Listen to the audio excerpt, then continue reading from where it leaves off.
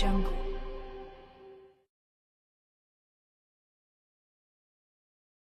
Magandang umaga, ako nga pala si John J. Balitan. Ako naman si Blamer Giraldo. At ito ang Programa Cavite Local News. For 1 billion pesos, dismissed Bambam Tarlac, Mayor Alice Go was allegedly willing to pay to make all her troubles go away.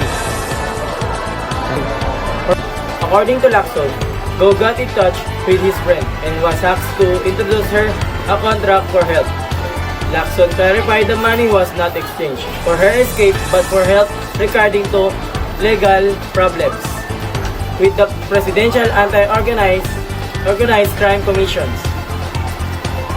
Go. Lacson described his friend as a big businessman with dealing in China and claims to have connection to some personality within the center of the first family. Mother Against Drug is an initiative of Punjab Lit Foundation to help women to talk an active role for safeguarding the children from falling into a trap of addiction addict. The escalating drug crisis across the state, the Punjab Lit Foundation in the associate with the district administration held a special event to launch its Mother Against Drug campaign at Buwang Village of Hospiopur on September 22, 2024. A huge number of mothers gathered to participate in training and motivation season made of education them on how to recognize the earlier warning sign of substance abuse intervene effectively. Meanwhile, Sana Pusalok Director of Initiative highlighted program State Goals. She said that mission was to educate and empower mothers throughout Punjab to be proactive in the fight against drug addiction. We will be organizing such more events to have access to knowledge and tools needed to protect her children. Mother can act as the first line of defense in saving their children from drug addiction, social stress.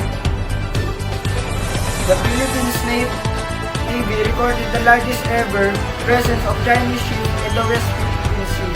For the third straight week, a total of 207 Chinese Coast Guard ship, People's Liberation Army Navy warship, and Chinese maritime militia vessel were logged from September 3 to 9.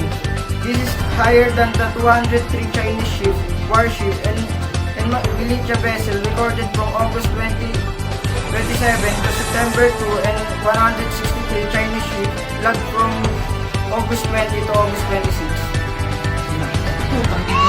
West Philippine Sea Monitor Roy Powell earlier reported that Chinese maritime militia vessels played Panapag Shoal to Hainan Island in China on September 3 as tropical cyclone and then headed to the West Philippine Sea. But 6 Chinese maritime militia vessels and the Chinese Coast Guard ship sailed back to the Panapag Shoal on September 8 following the storm. Beijing's presence is based on its assertion of sovereignty in almost of entire South China Sea, including most of the West Philippine Sea, even if such a claim has been effectively invalidated by the Orbital Award issued in July 2016. The landmark ruling is stemmed from the case filed by Manila in 2013, of a year after the standoff with Beijing at Panapag.